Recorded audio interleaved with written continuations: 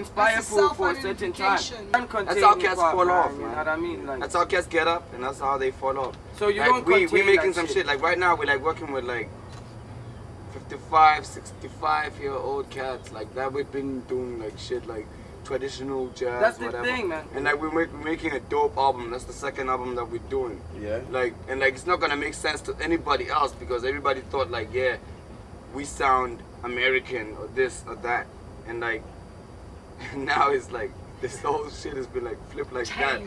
So what do you guys think about that? Sounding American. There's big controversy over here. Does that have to do with like authenticity? Like people don't want to work with you. But like the way we look at hip hop, that's the thing. Man. Like the thing is like hip hop is not like there's a whole lot of things that has been invented in Africa that go everywhere. You know what I mean? Yeah. So like hip hop is like, you know what I mean? It's like that. It's not something where it comes from. Sometimes doesn't really matter. You know what I mean? It's the effect that it does around people around it. What do you use it for? Like, it's for instance, like if I write a rhyme and then I can't let another cat, like everybody asks me, what do you mean in that rhyme? And I don't want to explain it because like everybody takes it for what they use it for. You know what I mean? Like not everybody uses it for saying. If you get one line, just get one line. You know so it's like the wackest shit can come out from. I mean, like the dopest shit can come out from a wackest cat that you know. And what's happening in the States? Where do you see that going, man? Like, yo, man, vernacular, my mans. This cat, I'm still in the battle with this cat, you know, in terms because I'm rhyming in vernacular, you know. Yeah. You know, most rappers here in South Africa, I gotta tell you, since hip hop it started, like there were cats who were rhyming in English, you know. Then later on evolved like cats who rhyming in their own languages. Cats, they don't want to hear that shit because they associate with that shit with quiet. Because you rhyme in vernacular and do your fucking interviews in English. That's my fucking problem right there, dude. With my vernacular shit, I'm able like to convince my moms or my people in my hood that nah, hip hop, it's universal, and hip hop, it's hip hop. It's not American thing. So if you be able to convince your mom in terms of vernacular, you know what I mean, like the hip hop, that side of hip hop, where do you think that should, like, where it's going, like internationally, the vernacular stuff? The vernacular stuff, my mans.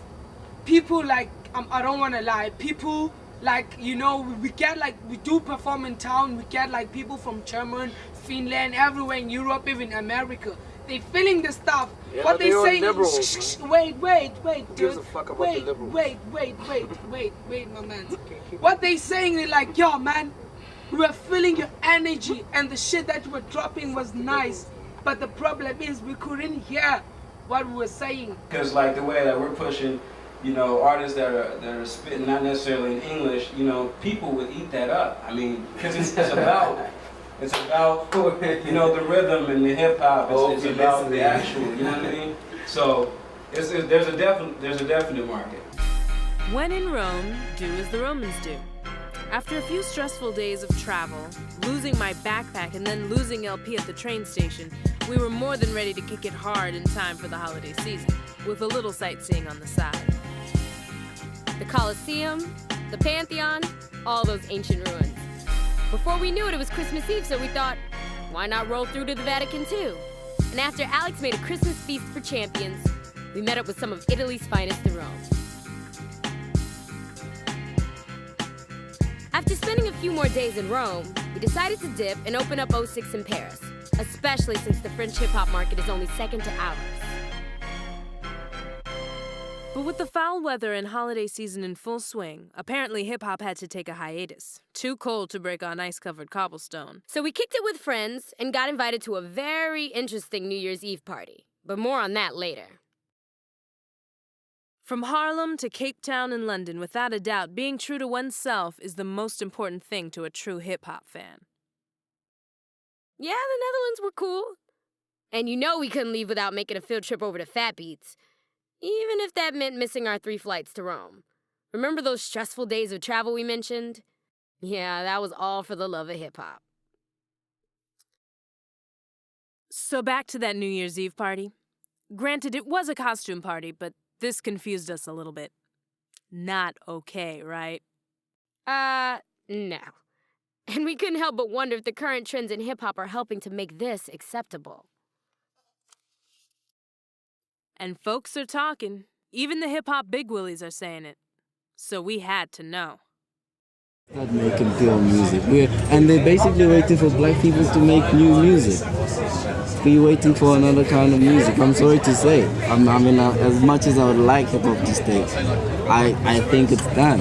It's done its course, like jazz and blues and that. They're still alive, but they're not current in terms of contemporary as in today, you know. So my point is we are not making music anymore. We're just trying to get used to this money thing and see how we can boost our egos. I think until we get used to money, the next kind of music that's going to come out from black people is going to be a celebration kind of music. It's not going to be about money. It's going to be a celebration of happiness. That's the point. So we're trying. I think it's actually right for us to be where we are in terms of that. You know what I mean? I'm not saying money as in I'm opposed to it. I'm for it. Black people to have money, but because we are not used to money, that's why we flash it around. Especially our artists. I mean, white people. I mean, the Beatles. All of those people have never lived the lavish life we live. Even if they did, they wouldn't like flaunt it in your face. But they're used to money. They're used to having their parents pay for this and that. They don't care about a Lacoste t-shirt or Benz or whatever because they grew up with that thing. So we're getting into a position where we're starting to get used to money.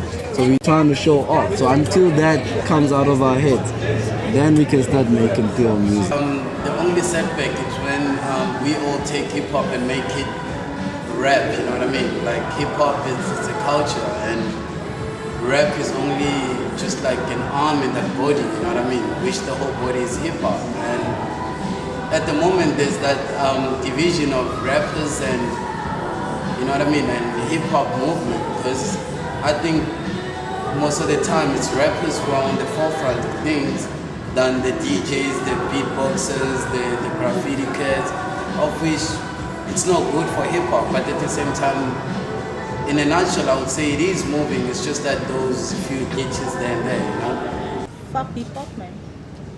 Fuck hip-hop, you know? Hip-hop is just a fucking name, you know? And it's in different, you can say it in different avenues. But this is just my personal opinion about hip-hop, man. Hip-hop is not, it's more bigger than hip-hop, man, you know? It's actually the way, it's expression, it's the way you see things, the way you feel about things as an individual, man. And in a positive way, you know, and the way you can implement it in other people's lives as well, you know.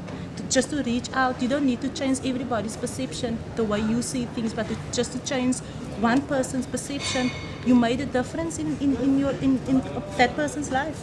You know, so for us to be able to know that hip-hop is alive still today and that hip-hop in the continent is recognizable to the diaspora as a whole. You know, I'm talking, you know, the entire 6 continents that, you know, that make who we are. You know, so like for me, it's good to be able to holler and speak to my people, you know, because speaking to my people means that I'm a man. You know, it means that I communicate with my fam, you know. So like it's important to be able to talk to the people out there. What I learned when I learned about the Zulu Nation and I learned about the elements of hip-hop, I learned that hip-hop was about the way you speak, the way you express, the way you dress, the way you move, the way you interact. And everything that hip-hop involved, I was doing with people before the words hip-hop were around. So hip-hop could never die. It's always going to be there because it is something that humans have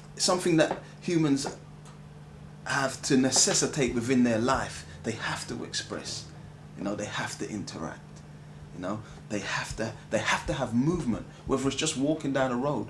The way you walk as an individual expresses something about you as a person. The way you talk as an individual expresses something about you as an individual.